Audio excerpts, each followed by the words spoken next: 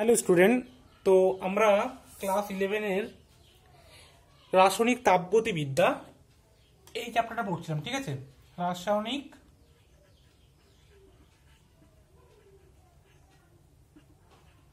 তাপগতিবিদ্যা।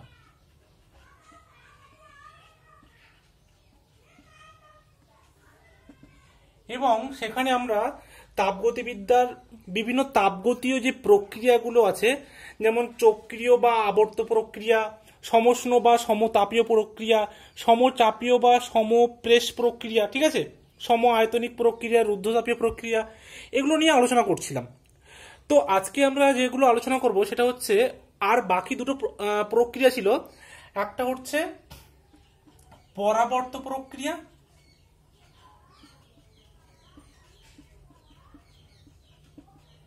আর একটা বাকি আছে সেটা হচ্ছে অপরাবর্ত প্রক্রিয়া।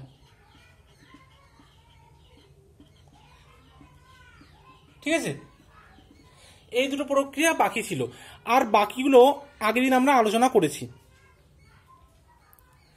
এবার দেখো, এই পরাবর্ত প্রক্রিয়া আর অপরাবর্ত প্রক্রিয়া, যেটাকে ইংলিশে বলা হয় রিভার্সিবল প্রসেস।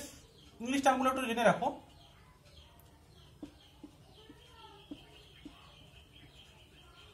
এটাকে বলা হয় ইরিভার্সিবল প্রসেস। ঠিক আছে,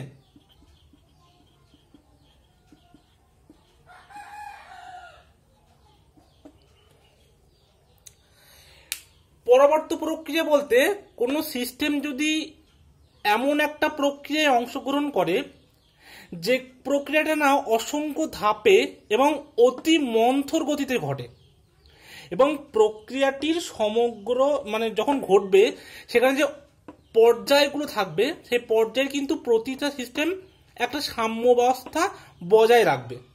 ঠিক আছে, দেখাচ্ছে একটা স্টেপ থেকে আরেকটা স্টেপে আমরা যদি বাহ্যিক কোনো বল বৃদ্ধি বা হ্রাস করি, তাহলে ইচ্ছা অনুযায়ী আমরা বিক্রিয়াটাকে সম্মুখ থেকে বিপরীত বা বিপরীত থেকে সম্মুখ বিক্রিয়ায় পরিবর্তন করতে পারবো।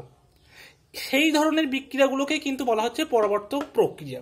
ঠিক আছে, দেখো আমরা এর একটা পয়েন্ট হিসেবে যদি আমরা বলি পরাবর্ত প্রক্রিয়া, তাহলে আরো সেটা ভালো ক্লিয়ার হবে। ঠিক আছে, দেখো তাহলে আমি পরবর্তী প্রক্রিয়া কি বললাম না, এই যে প্রক্রিয়াটা, এই প্রক্রিয়াটা অসংখ্য ধাপে ঘটবে। তাহলে ঠিক আছে, আমরা যদি 1 নম্বর পয়েন্ট দেখি,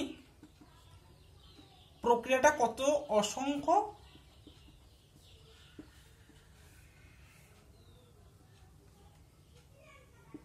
ধাপে সংঘটিত হয়। ঠিক আছে, পরবর্তী প্রক্রিয়া।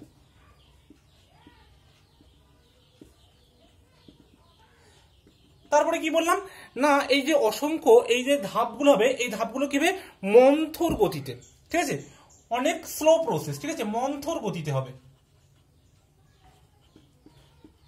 মন্থর গতিতে সংগঠিত হবে পরবর্তী প্রক্রিয়াগুলো। এবং প্রক্রিয়াটির সমস্ত অন্তর্বর্তী পর্যায়ে কি বললাম না, তাপগতীয় সাম্যাবস্থা বা একটা ইকুইলিব্রিয়াম থাকবে। ঠিক আছে, একটা ধাপের সাথে আর একটা ধাপের একটা ইকুইলিব্রিয়াম বা সাম্যাবস্থা বজায় থাকবে। ঠিক আছে, প্রতিটি ধাপ তার পূর্ববর্তী ধাপের সাথে, যেহেতু এটা তাপগতিবিদ্যা পড়ছি তাই তাপীয় সাম্যাবস্থা বজায় রাখবে। ঠিক আছে, তাপীয় সাম্যাবস্থা বজায় থাকবে।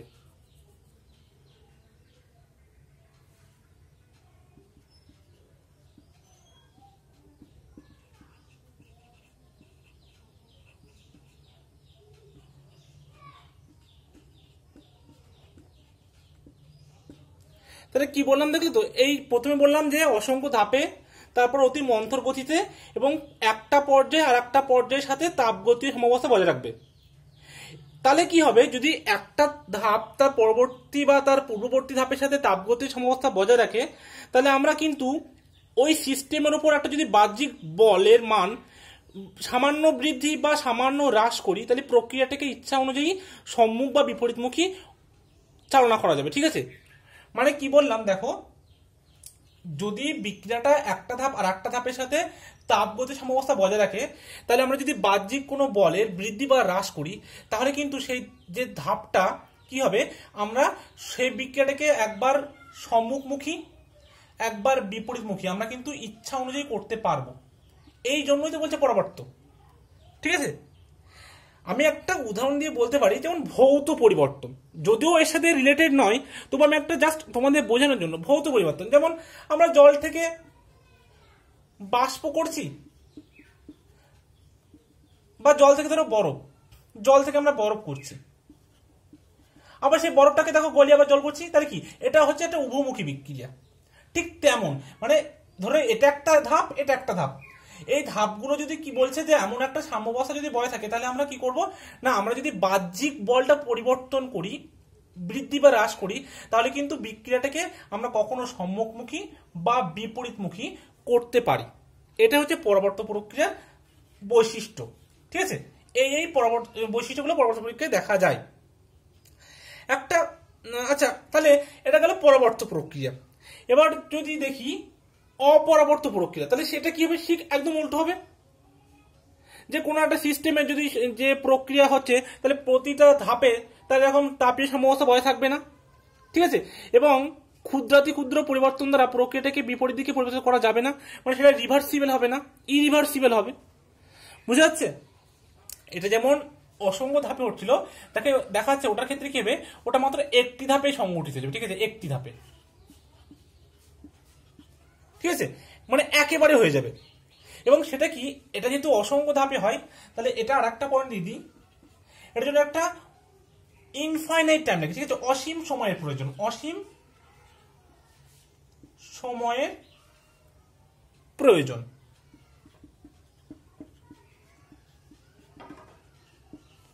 বুঝে গেল?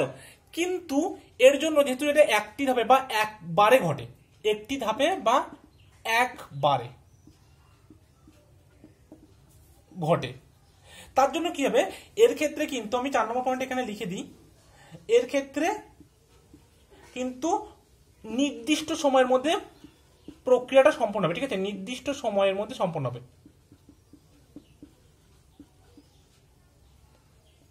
প্রক্রিয়াটি সম্পন্ন হয়। ঠিক আছে, প্রক্রিয়াটি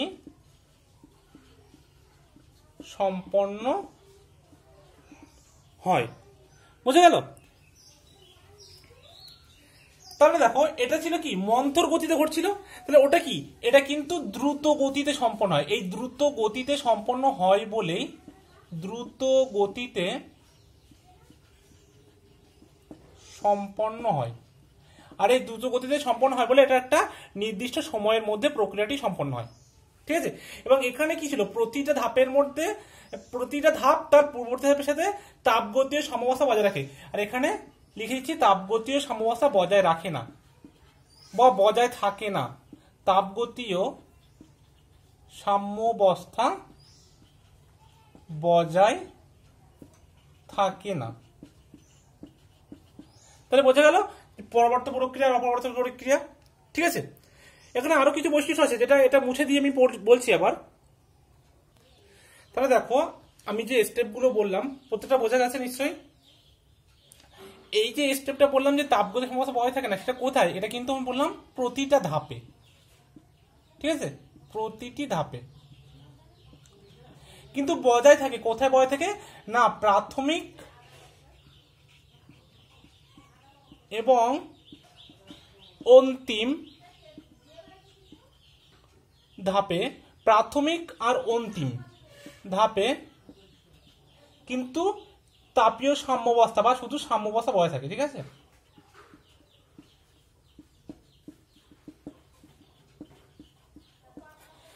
দেখো এটা একটা ভালো করে আমি যদি ছবি এঁকে বোঝাই তাহলে কিন্তু খুব ভালো বোঝা যাবে। তো আমি এগুলো এখন মুছে দিচ্ছি। দেখো সাপোজ ধরো তুমি একটা পাত্রে কোনো গ্যাস নিয়েছো। ঠিক আছে, গ্যাসটা যখন প্রাথমিক অবস্থায় থাকে তখন কি হয়, সাম্যাবস্থায় থাকে নিশ্চয়ই।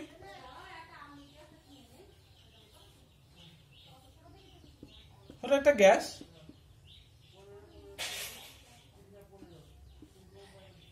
যখন এটা প্রাথমিক অবস্থায় আছে সেটা কিন্তু এখন সাম্যাবস্থায় আছে, ঠিক আছে, সাম্যাবস্থায়। সাম্যাবস্থায় মানে দেখো, তাহলে দেখো এই অবস্থায় মানে প্রাথমিক অবস্থায় গ্যাসটি সাম্যাবস্থায় আছে, মানে কি, সাপোজ ধরো এর যে বাহ্যিক প্রেসার, এর যে বাহ্যিক চাপ, ঠিক আছে,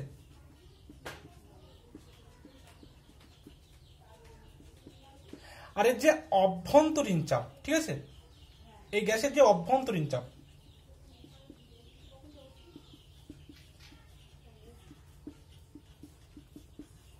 দুটো সমান প্রাথমিক অবস্থায়, ঠিক আছে। এবার আমি কি করলাম, ধরো যে কোনো উপায়ে আমি বাহ্যিক চাপটাকে খুব অল্প পরিমাণে কমিয়ে দিলাম, ঠিক আছে, খুব অল্প পরিমাণ, সেটা দেখাচ্ছে ডিপি, ঠিক আছে, কতটা পরিমাণে কমালাম না ডিপি পরিমাণ, তাহলে বাহ্যিক প্রেসারটা তখন হয়ে যাবে পি মাইনাস ডিপি, ঠিক আছে।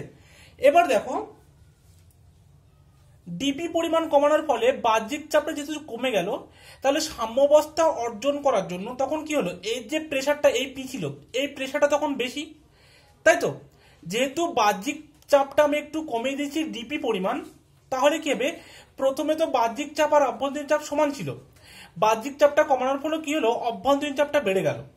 এবার যেহেতু দুজন কি চায়, সাম্যাবস্থায় থাকতে চায়, সেই সাম্যাবস্থায় থাকতে যাওয়ার ধরুন এখানে কি হবে, এর ভলিউমটা একটু হলে বেড়ে যাবে, কারণ প্রেসার যেহেতু এর বেশি, এর প্রেসার কম, তাহলে দুজনকে যদি আমরা সাম্যাবস্থায় আনতে যাই তাহলে কি হতে হবে, এর ভলিউমটা বেড়ে যাবে, আর ভলিউমটা বেড়ে গেলে এর প্রেসারটাও একটু কমবে, তাই তো, কারণ কি, আয়তন বাড়লে চাপ কমে, এটা তো আমরা জানি, যদি আয়তন বেড়ে যায় তাহলে চাপটা কমে যাবে। তাহলে এখানে দেখো এই অবস্থায় যখন বাহ্যিক চাপটা আমরা ডিপি পরিমাণ কমালাম, তখন দেখো অভ্যন্তরীণ চাপটা কিন্তু অনেকটা বেশি হয়ে গেল, ঠিক আছে, খুব অল্প পরিমাণ বেশি হলো, কার থেকে না বাহ্যিক চাপ, তখন বাহ্যিক চাপের পরিমাণ কত, পি মাইনাস ডিপি, আর যার ফলে এই এই ঘটনার জন্যই কিন্তু এর আয়তনটা একটু বাড়বে, বুঝে গেল, এর আয়তনটা কিন্তু বাড়বে এবং এটা গ্যাসটা এক্সপ্যানশন হবে বা গ্যাসের প্রসারণ ঘটবে, বোঝা যাচ্ছে নিশ্চয়ই। তাহলে গ্যাসের যদি প্রসারণ, আমরা যদি গ্যাসের প্রসারণ দেখি, গ্যাসের প্রসারণের ক্ষেত্রে তাহলে কিন্তু অভ্যন্তরীণ চাপটা একটু বেশি হবে এই বাহ্যিক চাপটার তুলনায়, কত পরিমাণ না ডিপি পরিমাণ, খুবই ক্ষুদ্র এই মানটা, ঠিক আছে। এই যে পি, এটাকে বলা হচ্ছে এই গ্যাসের প্রসারণের ক্ষেত্রে চালক বল, চালক বল, যেটার মান, এটাকে বলা হচ্ছে বিরুদ্ধ বল, বিরুদ্ধ বল মানে এটা হচ্ছে এইদিকে এই প্রেসারটা, আর এটা হচ্ছে এইদিকে, তাহলে এটা যদি চালক বল হয় তাহলে চালক বলের বিরুদ্ধ বল এটা, তাহলে চালক বলের মানটা বেশি বিরুদ্ধ বলের তুলনায়,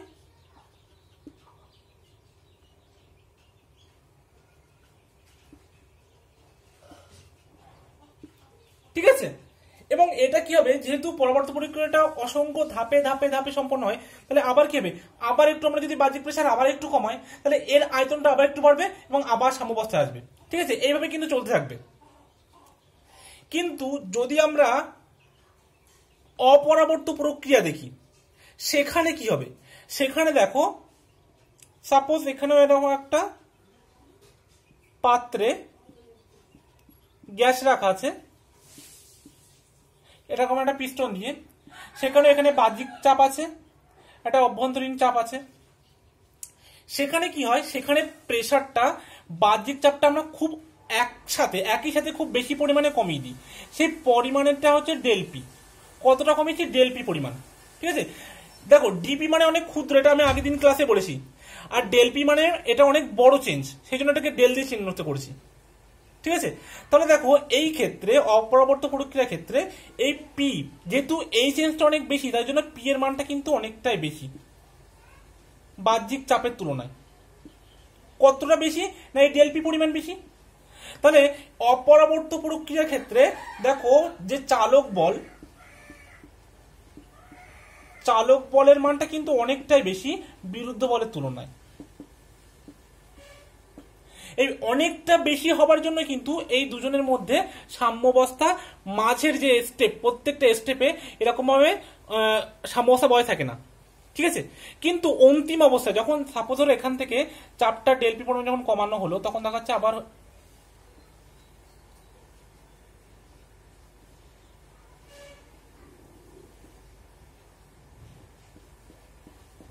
তাহলে এখানেও কিন্তু পি মাইনাস ডেল পি হলো, এখানেও কিন্তু পি মাইনাস ডেল পি হলো।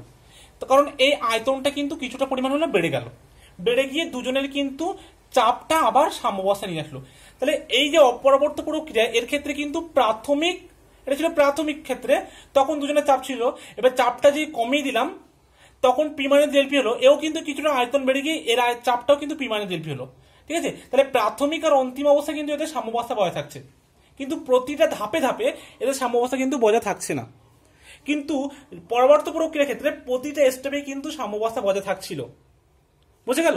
একটা ভালো এক্সাম্পল দেওয়া যেতে পারে। ঠিক আছে, যেমন ধরো কোনো একটা সাপোজ, এখন কি এক্সাম্পল দিই তোমাদেরকে, কোনো একটা রোগ বা কোনো একটা ডিজিজ বলো, ঠিক আছে, যেমন সাপোজ ব্লাস্ট ক্যান্সার বা অন্য যে কোনো রোগ বলতে পারো, যেগুলো কিনা যদি প্রাথমিক অবস্থায় ধরা পড়ে তাহলে তাদের কি হয়, তাদেরকে মেডিসিন দিয়ে তাদেরকে রিকভার করা যায়। কিন্তু রোগটা যদি খুব বেশি পরিমাণে বেড়ে যায় তাহলে কি সেখানে আর মানে সুস্থ করার জন্য আর ওষুধে কাজ, কোনো মেডিসিনে কাজ হয় না। ঠিক তেমনিভাবে ভাবতে পারো, যদি কিনা অল্প পরিবর্তন হয়, সেই পরিবর্তনটাকে বাহ্যিক বলের দ্বারা আমরা সেটাকে আবার পুনরাবস্থায় ফিরে আনতে পারি। কিন্তু এই যে চেঞ্জটা যদি অনেক বেশি হয়ে যায় তাহলে কিন্তু তাকে আর পুনরায় পূর্বের অবস্থায় ফিরে আনা যায় না। ঠিক সেরকম ভাবে অপরাবর্ত প্রক্রিয়ার ক্ষেত্রে একটা ধাপে বা একসাথে কিন্তু চেঞ্জটা অনেক বেশি হচ্ছে, যার ফলে কি হয়, এদের প্রতিটা স্টেপে তো হয় না, সেই জন্য প্রাথমিক আর অন্তিম অবস্থায় এদের সাম্যাবস্থাটা বজায় থাকে। কিন্তু পরবর্তী প্রক্রিয়ার ক্ষেত্রে যেহেতু প্রত্যেকটা স্টেপ ক্ষুদ্র ক্ষুদ্র স্টেপে হয়, ঠিক আছে, পুরো বিক্রিয়াটা, এবং ক্ষুদ্র ক্ষুদ্র স্টেপে হওয়ার জন্য এদের মধ্যে কিন্তু প্রতিটা স্টেপে সাম্যাবস্থা বজায় থাকে। ঠিক আছে, এবং একটা জিনিস দেখো, এই পরবর্তী প্রক্রিয়ার ক্ষেত্রে চালক বলের মান আর বিরুদ্ধ বলের মান এদের পার্থক্যটা অনেক কম, কিন্তু অপরাবর্ত প্রক্রিয়ার ক্ষেত্রে চালক বল আর বিরুদ্ধ বলের পার্থক্যটা অনেকটাই বেশি। চালক বলের মান কিন্তু অনেকটা বেশি বিরুদ্ধ বলের তুলনায়। ঠিক আছে, এবার দেখো আর একটা কথা বলি, এই পরবর্তী প্রক্রিয়া যেহেতু অসংখ্য ধাপে ধাপে ঘটছে এবং এটার জন্য অসীম সময়ের প্রয়োজন, তাই জন্য কিন্তু এই পরবর্তী প্রক্রিয়াটা বাস্তবে পসিবল না, বাস্তবে কিন্তু সম্ভব নয়। একদম আদর্শ পরবর্তী প্রক্রিয়া কিন্তু বাস্তবে সম্ভব হয় না, কিন্তু অপরবর্তী প্রক্রিয়াটা কিন্তু আমরা প্র্যাকটিক্যালি ইউজ করি। ঠিক আছে, যেহেতু এটা একটা নির্দিষ্ট সময়ের মধ্যে হয় এবং একই ধাপে সংঘটিত হয়। এবার দেখো চালক বল বলতে কি বোঝো। আচ্ছা, চালক বলের ইংলিশটা আমরা একটু জেনে রাখো। চালক বলটাকে ইংলিশে বলা হয় ড্রাইভিং ফোর্স। ঠিক আছে, ড্রাইভিং ফোর্স। এই ড্রাইভিং ফোর্স কোনো একটা প্রসেসকে ঘটতে সাহায্য করে, সেটা হচ্ছে ড্রাইভিং ফোর্স। যেমন ধরো এখানে যে গ্যাসের প্রসারণ হচ্ছে, গ্যাসের প্রসারণ মধ্যে এই যে ফোর্স, এটা হচ্ছে ড্রাইভিং ফোর্স। কারণ গ্যাসের প্রসারণে কিন্তু এ সাহায্য করছে গ্যাসের প্রসারণ করতে, কিন্তু বাধা দিচ্ছে কে, এই চাপটা। গ্যাসের প্রসারণকে হতে বাধা দিচ্ছে এই চাপটা, সেই জন্য এটাকে বলা হচ্ছে তোমার বিরুদ্ধ বল বা অপোজিং ফোর্স। Opposing force. ঠিক আছে, এটা হচ্ছে অপোজিং ফোর্স, এটা হচ্ছে ড্রাইভিং ফোর্স। ড্রাইভিং ফোর্স কোনো একটা প্রক্রিয়াকে হতে যে ঘটতে সাহায্য করে যে বল, সেটাকে বলা হয় ড্রাইভিং ফোর্স বা চালক বল। ঠিক আছে, তাহলে এটা গেল পরবর্তী প্রক্রিয়া, অপরবর্তী প্রক্রিয়া। তোমরা আমাকে এই পরবর্তী প্রক্রিয়া আর অপরবর্তী প্রক্রিয়ার পার্থক্য লিখে খুব সুন্দরভাবে গুছিয়ে লিখে আমাকে দেখাবে। ঠিক আছে, এটা একটা বাড়ির হোমওয়ার্ক থাকলো, এটা খুব সুন্দরভাবে গুছিয়ে আমাকে দেখাবে। এবার আমরা পরের স্টেপে যাচ্ছি, একটা নিউ টপিক, এটা মুছে দিলাম তাহলে। ঠিক আছে, এবার আমরা শুরু করছি পরের আলোচনা, যে তাপগতিবিদ্যায় তাপ এবং কার্য সম্পর্কিত। ঠিক আছে, তো আজকে আমরা দেখবো যে যতটা করা যায়, হয়তো আজকে কার্যটা নিয়ে আলোচনা করা যাবে না, তবে তাপগতিবিদ্যায় তাপ সম্পর্কিত আলোচনা করব, এবং তার সাথে এই তাপ সম্পর্কিত যতগুলো টার্ম আছে, ঠিক আছে, যেমন তাপগ্রাহিতা, আপেক্ষিক তাপগ্রাহিতা, মূলার তাপগ্রাহিতা, স্থির আয়তনে পদার্থের মূলার তাপগ্রাহিতা, স্থির চাপে পদার্থের মূলার তাপগ্রাহিতা, এই সম্পর্কিত জিনিসগুলো আমরা আজকে আলোচনা করব। ঠিক আছে, তো সবার প্রথমে আমরা দেখবো যে তাপটা কি। ঠিক আছে, তাপ হচ্ছে, দেখো যদি বলে তাপ কি, তাপ এক প্রকার শক্তি, তাই তো, এটা তো আমরা সবাই জানি যে তাপ হলো এক প্রকার শক্তি। যেহেতু এটা আমরা তাপগতিবিদ্যা চ্যাপ্টার পড়ছি, রাসায়নিক তাপবিদ্যা, এবং সেখানে সিস্টেম আর পরিবেশ নিয়ে আলোচনা হচ্ছিল, তো আমরা সিস্টেম আর পরিবেশ দিয়েই বলবো। দেখা যাচ্ছে ধরো সিস্টেম আর পরিবেশ, ঠিক আছে, এটা হচ্ছে সিস্টেম আর এটা হচ্ছে পরিবেশ। এদের দুজনের মধ্যে যদি উষ্ণতার ডিফারেন্স হয়, যদি উষ্ণতার ডিফারেন্সটা হয় তাহলে কি হবে দেখো, তাহলে যার উষ্ণতা কম হবে তাহলে কি হবে, সেখান থেকে উষ্ণতা সেদিকে যাবে, ঠিক আছে। যার উষ্ণতা বেশি, সাপোজ ধরো সিস্টেমের উষ্ণতা বেশি, এর টেম্পারেচার বেশি, সারাউন্ডিং এর টেম্পারেচার কম, তাহলে সিস্টেম থেকে সারাউন্ডিং এ কিন্তু হিটের প্রবাহ হবে। এটা হচ্ছে তাপ। তাপ হলো এক প্রকার শক্তি, যেটা কিনা যদি দুটো বস্তু আমরা রাখি বা দুটো ধরো সিস্টেম যদি আমরা রাখি, তাহলে যে সিস্টেমের টেম্পারেচার বেশি আর যেখানে টেম্পারেচার কম, হিট বা তাপটা উষ্ণ বস্তু থেকে শীতল বস্তুতে প্রবাহিত হয়। এটা হচ্ছে তাপ। এবার তাপের চিহ্ন কি? তাপের চিহ্ন দেখো কিউ দ্বারা প্রকাশ করা হয়, ঠিক আছে। এটা বড় হাতের কিউ হতে পারে, ছোট হাতের কিউ হতে পারে, যে কোনো একটা কিউ দ্বারা প্রকাশ করলে হবে। আমি এখানে কিউ বড় হাতে দিয়ে প্রকাশ করব, তোমাদের বইতে হয়তো ছোট হাতে কিউ দিয়ে প্রকাশ করা আছে, যে কোনো একটা ইউজ করতে পারো, ঠিক আছে। এবং তাপের একক কি, কোন এককে আমরা মাপবো? তাপের একক হচ্ছে জুল। এসআইতে হচ্ছে তাপের একক জুল, ঠিক আছে।